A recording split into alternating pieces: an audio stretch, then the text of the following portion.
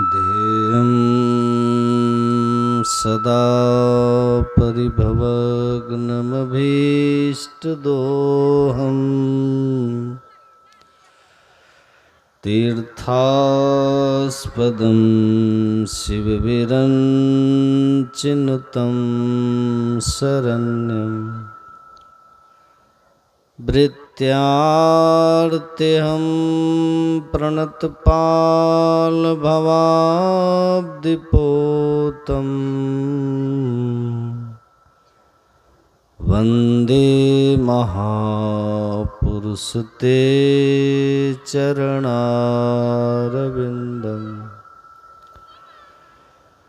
नित्यशुद्धं निराभासम् निराकारं निरञ्जनं नित्यबोधं चिदानन्दं गुरुं ब्रह्म नमाम्यहम्। बोलिए प्रेम से श्री सद्गुरु महाराज की जय। परमाराध्य सद्गुरु महाराज के पावन युगल श्री चरणों में बारंबार नमन। अर्चनीय वंदनीय मधुमंगल में साधु समाज के पावन पाद पद्मों में नमन। उपस्थित सत्संग प्रेमी महानुभावों, पूजनीय माताओं एवं भक्तिमती धर्मशिला बहनों,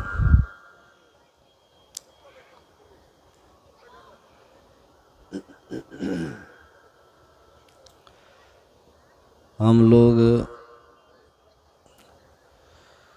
इस बात से विदित हैं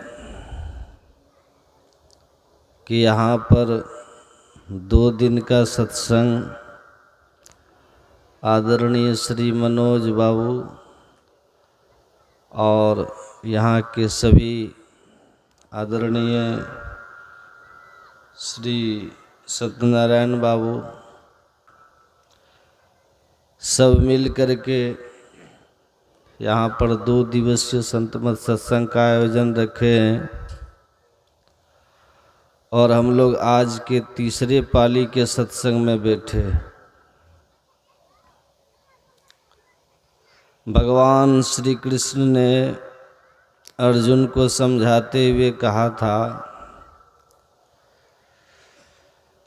कि जैसे ही किसी का इस संसार में जन्म होता है, उसके जीवन की और सभी बातें अनिश्चित हो, पर उसकी मृत्यु निश्चित होती है। आए हैं सो जाएंगे, राजा रंग फकीर, एक सिंहासन चढ़ी चला, एक बांधे जात जंजीर। पढ़ने वाला विद्यार्थी पास करेगा या नहीं, इसमें संशय है।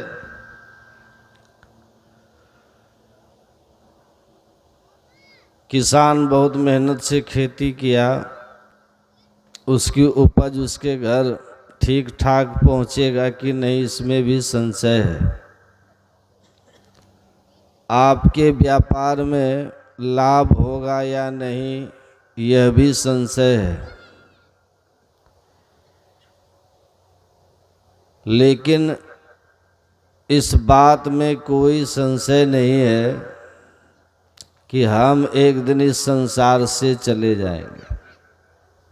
जातस ही ध्रुवो मृत्यु, जन्म लिया, मृत्यु तय हो गई, आप बच नहीं सकते। साधोई मुर्दन का गांव, पीर मरे पैगंबर मर गए जिंदा जोगी, राजा मर गए जिंदा जोगी। यहाँ राजा भी मरते हैं, प्रजा भी मरते हैं, डॉक्टर भी मरते हैं, केवल रोगी ही नहीं मरते।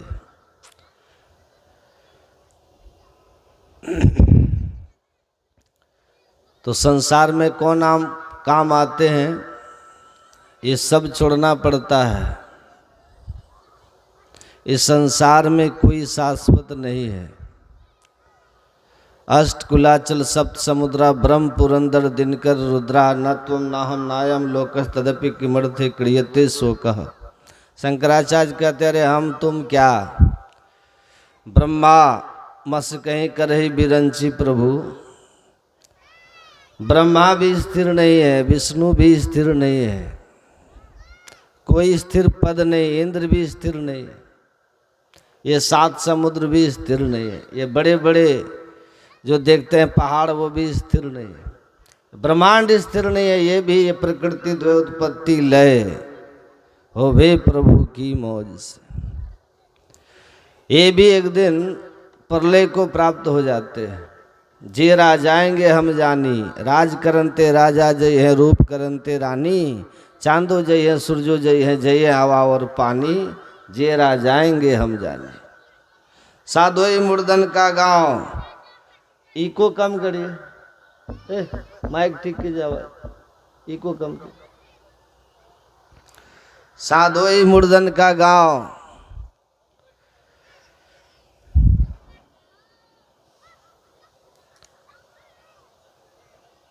पीर मरे पैगंबर मर गए जिंदा जोगी, राजा मर गए प्रजा मर गए वेद और रोगी। वेद भी मरता है, जो दूसरे का इलाज करता है एक दिन उसका भी राम नाम सत्य हो जाता है। यहाँ कौन है, यहाँ तो मुर्दों का गांव है। एक महात्मा जी का किसी ने कम्बल चुरा लिया, वो गांव से जाके शमशान में बैठ गए। लोगों ने पूछा क्या बात है महाराज, शमशान में धरना क्यों दे दिए? कहा हमारी कम्बल कुटिया से किसी ने चुरा ली है। तो कहा कि कुटिया से कम्बल चोरी तो धरना गांव में दीजिए ना, चोर तो गांव में होगा, शमशान में क्यों बैठे हो? कहा कि चोर गांव में होगा। अरे चोर गांव में हो, मकान में हो कि दुकान में हो, कहीं भी हो, लेकिन शमशान से तो नहीं बच सकता। यहाँ तो आएगा उस दिन पकड़ लेंगे। बताओ कम्बल कहाँ है, यहाँ से कौन बचेगा? तो इसलिए हमारा धरना यहाँ। तो कहाँ जाओगे? राजा ने, संत कहते हैं संभव ही नहीं, जातस ही ध्रुवो मृत्यु।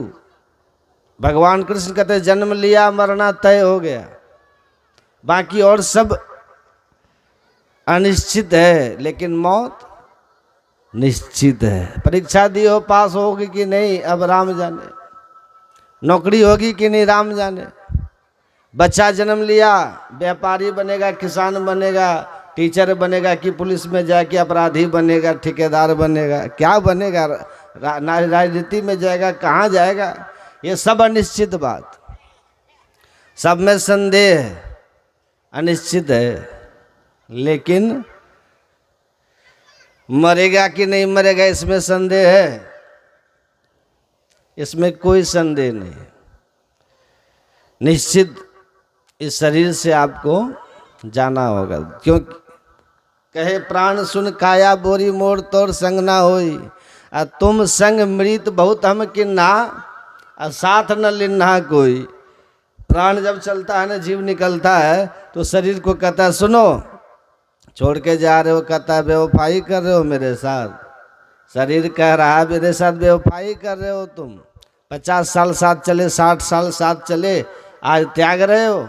तो जीव कहता है कि देख भाई, जब से सृष्टि है तब से हम इसी तरह बहुत तुम्हारे जैसे शरीरों को धारण किए हैं और बीच में ही छोड़ के भागे हैं। परमानेंट हमारा किसी के साथ गठबंधन नहीं है, हमारा गठबंधन परमानेंट नहीं है। तो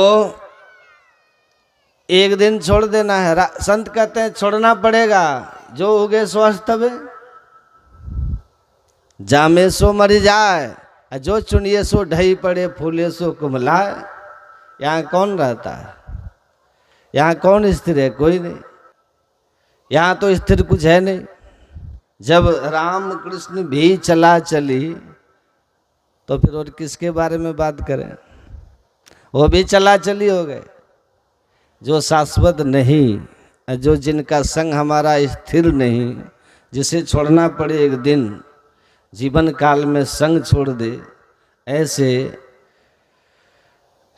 अनस्थिर, ऐसे परिवर्तनशील, ऐसे नाशवान सांसारिक वस्तुओं के प्राप्ति से अपने आप को विशेष नहीं मानना चाहिए।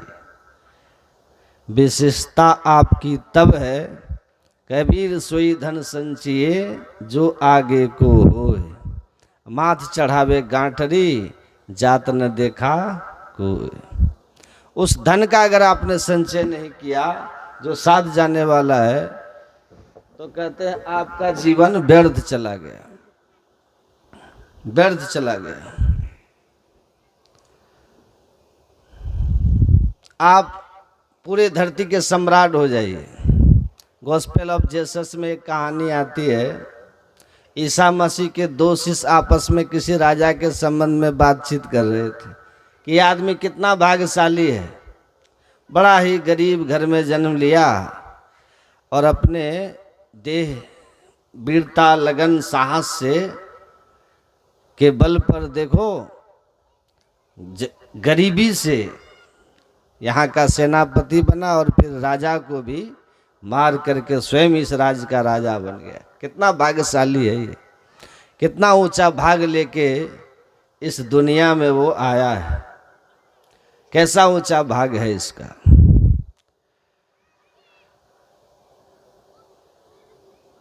कहाँ से कहाँ की यात्रा इसने पूरी कर ली। बहुत सारे लोगों का इतिहास है ना, जिनके जीवन गरीबी से शुरू हुआ है। तो प्रजातंत्र में बहुत लोग हैं, हुए हैं और होंगे जो गरीब थे, देश में कहीं मुख्यमंत्री हो गए तो कहीं प्रधानमंत्री हो गए, तो राष्ट्रपति कहीं हो गए, अपने देश में विदेश में भी, राजतांत्रिक व्यवस्था में भी बहुत लोग हुए। तो कहा है कितनी महिमा है, देखो भाग कितना बड़ा है इसका, कितने भाग का बलवान है। एकदम गरीब घर में का व्यक्ति और राजघराना, राजा, राजगद्दी तक की यात्रा कर ली। उन दोनों के मुंह से जब इस तरह की चर्चा सुन रहे थे ईसा मसीह, तो उनके पास गए और जाके के बड़ा जोर से फटकार लगाए और कहा, सुनो, ऐसे आदमी की कभी भाग की सराहना मत करो, ऐसे आदमी की उपलब्धियों की कभी चर्चा मत करो। कहा क्यों? कि क्या फायदा, जिसने अपने दिन बीतत जावे आयु खुटावे, जो ऐसे अनमोल जीवन को पाकर और साथ जाने वाली संपत्ति या उस पद को पाया जा सकता था जो पद नहीं छूटने वाला था। जिस शरीर से आप उस पद को पा सकते हैं, जिस पद को पा लेने के बाद फिर कभी भूतपूर्व नहीं होना पड़ता, पदच्युत नहीं होना पड़ता, उस शाश्वत पद को छोड़ करके वो शाश्वत पद का कोई भी प्रयत्न न किया और संसार के छूटने वाले पद के लिए अपने अनमोल मानव जीवन को लगा दिया, उसकी क्या महिमा। अब फिर अपनी आत्मा को अधोगति में जाने से बचा नहीं सका तो पद तो पा लिया, पैसा तो पा लिया, कीर्ति हो गई, लेकिन कुछ काल के बाद अगर भजन करने से चूक गया, सुमिरन से चूक गया है, तो 84 के चक्कर में जाने से कोई बचाने वाला नहीं होगा। इसलिए ईसा मसीह कहते हैं, क्या फायदा हुआ उस आदमी को जो कुछ काल के लिए सारी दुनिया का सम्राट बन गया, लेकिन उसके बाद अपनी आत्मा को अधोगति में जाने से बचा न सका, तो क्या फायदा। कहने का भाव है कि पद ऊंचा से ऊंचा आप पाइए, कोई दिक्कत की बात नहीं। भगवान करे आप बहुत ऊंचे पद पे जाएं, भगवान करे आप अरबपति खरबपति हो जाए, लेकिन संत कहते हैं अरबपति हो करके ईश्वर को मत भूल जाना, ऊंचे पद पे पहुंच करके ईश्वर को मत भूल जाना। इन सब उपलब्धियों के बीच तुम परमात्मा का सुमिरन अवश्य करना, अवश्य करना। मैं गया था कलकत्ता, बच्चों को स्कूल में यही आध्यात्मिक प्रवचन देने के लिए। एक विद्यार्थी हमसे पूछा कि स्वामी जी आप लोग कहते हो कि ये धन संपत्ति सब माया है, नाम सुमर नर बाबरे तेरी सदा न देहिया रे, यह माया कहो कौन की केकरे संग लागी रे, गुदड़ी सी उठ जाएगी चित चेत अभागी रे, तन धन परिजन सहित आपन तन सब छाड़ी जइहो कोई काम न आवे। तो वो हमको कहता है क्या आप लोग कहते हैं कि धन दौलत सब माया है, व्यर्थ है, सब छूट जाएगा, तो क्या जो उद्योगपति लोग हैं जिनके पास अथाह धन है कि आज से कंपनी बंद भी कर दे तो कई पीढ़ियां उसको खा के खत्म ना कर सके, जैसे अंबानी बंधु है, लक्ष्मी मित्तल हैं, बिरला हैं, बिल गेट्स हैं, ये जो बड़े बड़े उद्योगपति लोग हैं, तो इन लोगों को अपनी फैक्ट्री बंद कर देनी चाहिए। ढेर सारी कंपनियां हैं, ये माया है तो माया तो बेकार है आप कहते हो, तो क्या ये सारे फैक्ट्री के मालिक बंद कर दे कि छोड़ो हटाओ माया में क्या रखा है। तो आप लोगों का प्रवचन ज्ञान हम सुनेंगे तब तो ये सब बंद करना होगा ना।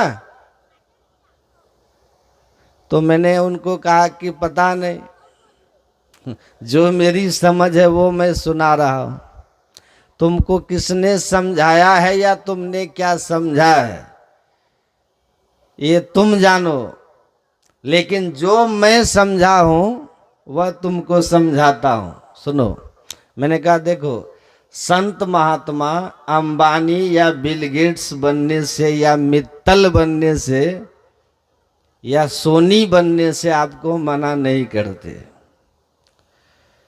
राष्ट्रपति प्रधानमंत्री बनने से आपको मना नहीं करते, इंजीनियर डॉक्टर बनने से आपको मना नहीं करते। संत महात्मा बस आपको टाइम मैनेजमेंट सिखाने आते हैं, टाइम मैनेजमेंट, समय का सदुपयोग कैसे होना चाहिए। आप 24 घंटा सबके पास है, मजदूर के लिए भी है, पीयून के लिए भी है, प्राइम मिनिस्टर के लिए भी है, उद्योगपति के लिए भी है, किसान और डॉक्टर सब के लिए है। एक दिन में 24 घंटे, अब इस 24 घंटे को उपयोग करना है। कितना देर सोने में, सब आदमी को सोना है 5-6 घंटे, है ना। 8 घंटे सबको काम करना है। 8 घंटे में एक मजदूर को 300 रुपया मिलता है या 400, राजमिस्त्री को 500-600 मिलता है।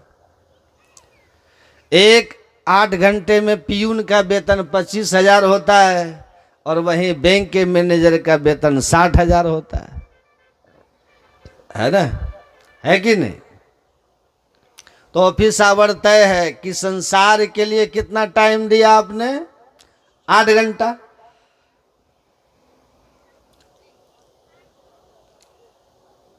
तो 8 घंटा तुम्हारा संसार के लिए हो। हाँ, उस 8 घंटे में ऑफिस में 8 घंटा बैठ करके उद्योगपति लोग करोड़ों रुपया कमा लेगा 8 ही घंटा में। वो 8 घंटे में 1 करोड़ कमाए, कोई 100 कमाए, लेकिन कमाने के लिए कितना, 8 घंटा संसार के काम के लिए। सोने के लिए 5-6 घंटा, खाना पीना उसमें 2 घंटा दिन भर में, अपने सगे संबंधी परिवार बच्चों के बीच भी 2 घंटे, उनको भी समय देना है, समाज में भी समय देना है। कम से कम सुबह शाम जो आदमी 2 घंटा अपने आत्म कल्याण के लिए नहीं दे सकता है, उसके लिए दुर्भाग्य की बात है, उसके लिए दुर्भाग्य। वो चाहे प्रधानमंत्री हो, चाहे राष्ट्रपति हो, चाहे वह कोई अंबानी बिल गेट्स जैसा लोग हो, अगर 24 घंटे में 2 घंटा वो आत्म कल्याण के लिए ध्यान में नहीं लगा सकता, सत्संग में नहीं लगा सकता, तो समझो उस आदमी का दुर्भाग्य है। वो अनमोल मानव जीवन को पा करके उसके साथ न्याय नहीं कर रहा है। एक दिन पछताना पड़ेगा।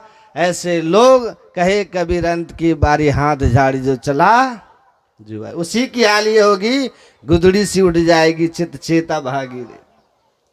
बस यही कहा जा रहा है कि जो धन वैभव पद है ना, गुदड़ी हाट लगता है ना, यहाँ हटिया देखिएगा, सोमवार को हाट लगेगा, कहीं रविवार को 2 बजे आकर के हाट सज धज कर, खुला मैदान होता है, 2 बजे हाट आकर के सज धज के लग गई, 6 बजे सब समेट उमेट करके देखिएगा फिर मैदान खाली हो गया। जैसे का तैसे, वैसे यहाँ आए, खूब वाहवाही हो गया, और उसके बाद मौत का एक झटके के साथ सब खत्म हो गया। परिजन धन सहारा सुत वित दारा, सब के सब बिखर गए और आप यहाँ से निकल लिए। इसलिए कहा जा रहा है कि संसार जमा करो, लेकिन याद रखना कि ये एक दिन छूट जाएगा। उसके साथ साथ परमार्थिक जो संपत्ति है उसको जमा करो। इसलिए कहा, उदाहरण दिया कि देख लो रावण की स्थिति क्या हो गई। सोने की लंका बनी भई धूर की धानी रे, सोई रावण की साहिबी छिन्माही बिलानी रे। ऐसा रावण का महिमा बना हुआ था कि जाके डर सुर असुर डराहे, निशी न निंद न अन्न न खाही।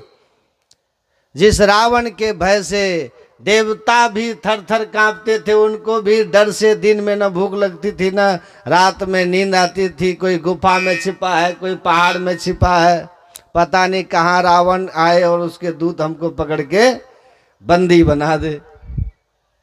जिसकी सत्ता ऐसी थी रावण की, उसकी भी छिन्माही बिलानी रे। भगवान से पाला पड़ा और उसको भी मिट्टी में मिला दिया। देख लो, सोने की लंका बनी भई धूर की धानी रे, मिट्टी पलीत हो गया रावण।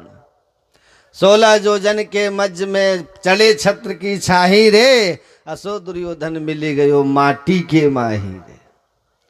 16 योजन में जिनके आगे पीछे छत्र चलता था, राजाओं के रथ आगे पीछे, इतने गाड़ियों का जो काफिला निकलता देखते ना, मुख्यमंत्री 100 गाड़ी 200 गाड़ी 1000 गाड़ी, उसके पीछे जब काफिला चलता था तो रथों के छत 16 योजन तक के काफिला के साथ, दल बल के साथ, इतनी बड़ी साधु समाज और सेना के साथ जय जयकार के बीच में युवराज राजा दुर्योधन चलते थे। लेकिन ऐसी स्थिति आई कि मार करके जंघा तोड़ दिया दुर्योधन का भीम ने, और अकेले एक जगह पर पड़ा हुआ था, कोई नहीं था, क्योंकि सेना सब मर चुकी थी, कोई नहीं था। एकांत में तड़प तड़प के मर गया, मिल गया मिट्टी में। यहाँ कौन है? कहते हैं देख लो। इसीलिए याद दिला रहे हैं, सोच लो किया कुछ अच्छा कि नहीं किया।